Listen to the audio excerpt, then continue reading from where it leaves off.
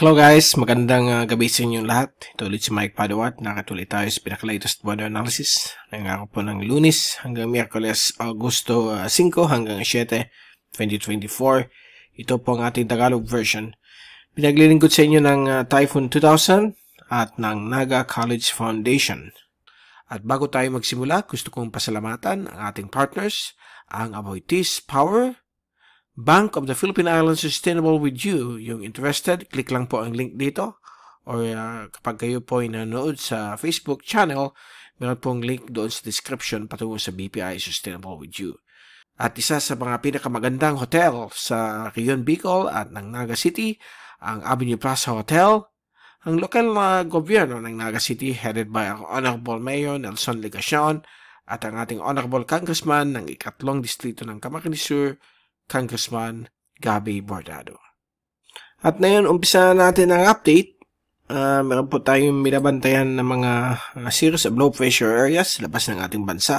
Okay? Yung isa dyan ay nasa loob na po ng PAR. Although malapit po ito sa PAR line, yung Philippine Area Responsibility. At dalawa po sila. Yung isa mahina, si 93W at si 91W. Isa ding mahinang LPA. At within the next hours hanggang a day or two, itong natitirang kaulapan ni 93W ay sasanib na po kay 91W. But walang pinapakita na ito po ay magiging ganap na bagyo. At patuloy pa rin na aktibo itong monsoon jar, kung saan ito po ay napakalaking area of lower atmospheric pressure na kung saan may mga multiple vortices na lumalabas po sa periphery nito. Dito po medyo tahimik ang hangin, although sa may periphery niya ay medyo lumalakas dito. At ina-enhance po ito ang habagat at mahinang habagat dito sa atin. At bibigay po ito ng mga pag-ulan, pagkulog at pagkidlat, lalo na po sa hapon na gabi dito po sa ating bansang Pilipinas. Okay, so sa ngayon, si 92W ay wala na po yan, okay? Nag-dissipate na. At ito na naman po binabantay natin si 94W. Itong isang ito ay mukhang may potensyal na maging isang ganap na bagyo, habang ito naman ay medyo hihina na siya. Although mag-stationary po yan sa mga susunod na araw dito po sa bahagi nito ng Okinawa, and then ito ay tatahak patungong norteng silangan palayo po sa ating karagatan. Okay? But patuloy ito maghikayat ng habagat dito po sa may bahagi ito ng Northern Marianas at Western Micronesia, kasama po ang Palau, at magbibigay din ito ng mga hapon-hapon o gabi-gabi ng mga ulan at mga pagkulog at pagkidlat o pagkulog dito po sa malaking bahagi po ng kanluhang Pilipinas. Kasama din po dyan ang Calabarzon, Metro Manila, Bicol Region, Mimaropa, Visayas, at Mindanao. So magdala naman po kayo ng payong dahil po inaasahan po natin itong mga matitinding mga thunderstorms na magpapaulan po sa ating kapuluan. Araw-araw po yan hanggang sa Biyernes, although as we move o pagpunta natin sa sunod na weekend, unti-unting hina yung mga thunderstorms habang paalis na itong si 94W.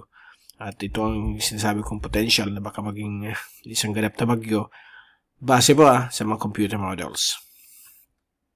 So kung titingnan natin ang fast animation, so yan po, ito po yung tinatawag natin monsoon jar. Gawin po natin, ganyan po yan. Okay, so nandyan siya. So yung isa dito ay hindi ito, mukhang malabo na ito mag-develop, yung banda dito. But ito, si 94W ay mukhang nagiging much improved ang kanyang organization. At ang forecast, ito tatahak papunta doon at patuloy pa rin magbibigay po ng pag-enhance nitong mahinang habagat dito pa sa ating lugar. Okay? So, yan po yung mahinang habagat. Ang bibigay po ng mga thunderstorms. Sa umaga, okay naman po ang panahon. But sa hapon na gabi, nandiyan po yung mga thunderstorms. At makikita po natin dito sa ating zoom in satellite animation, simula kaninang hapon talaga napakaraming mga localized thunderstorms ang nagpe-persist sa ating kapuluan.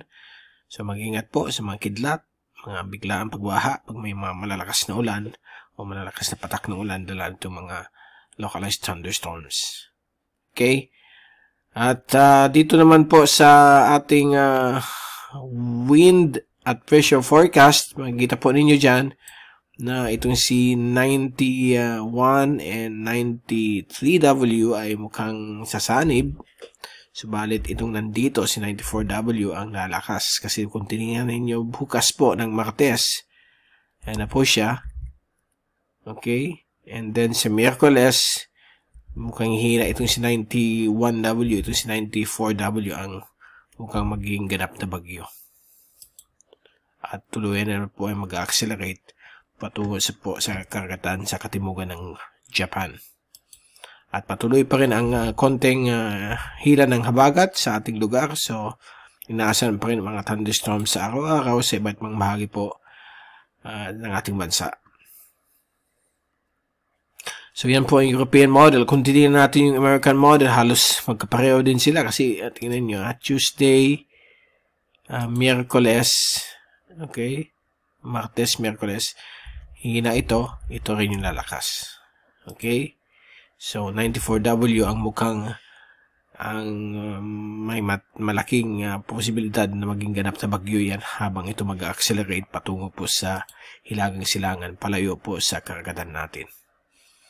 Okay? Pasalamat tayo. Wala po yan dito malapit sa ating bansa kasi kung malapit yan sa ating bansa, medyo malakas, lalong malalakas po ang mga thunderstorms. But mag-ingat din po sa mga biglaang pagbabaha dahil po ito po yung ulan na experience natin na yun. Bukas po ng umaga, Martes, okay naman po ang panahon. May maulan pa rin dito sa may kanlungan bahagi po ng gitnang Luzon, may Maropa. Okay. Subalit pagbatak po ng hapon hanggang gabi, naasahan po ang malawakan na po.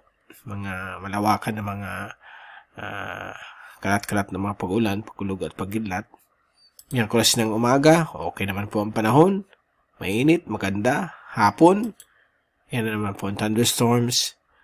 Huwebes ng umaga, okay naman po. Huwebes ng hapon, yan naman po ang mga thunderstorms.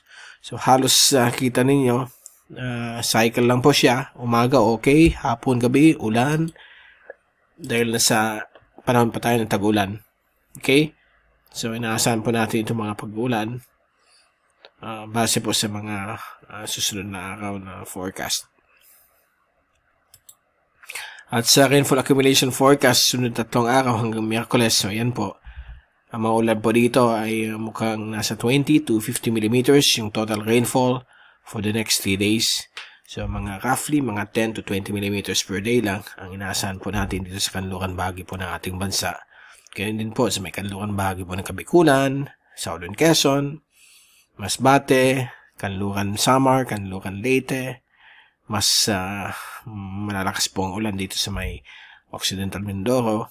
Pero ito hapon o gabi lamang po dahil po sa hindi naman po super lakas po ang habagat. Kasi pag sinabi natin habagat, seasonal winds po yan, dapat yung hangin 30 pataas, mga 50, 60, feel mo talaga yung lakas ng hangin habang pa on and off, okay? Pahinto-hinto yung mga ulan, but ito talagang mostly thunderstorms lamang.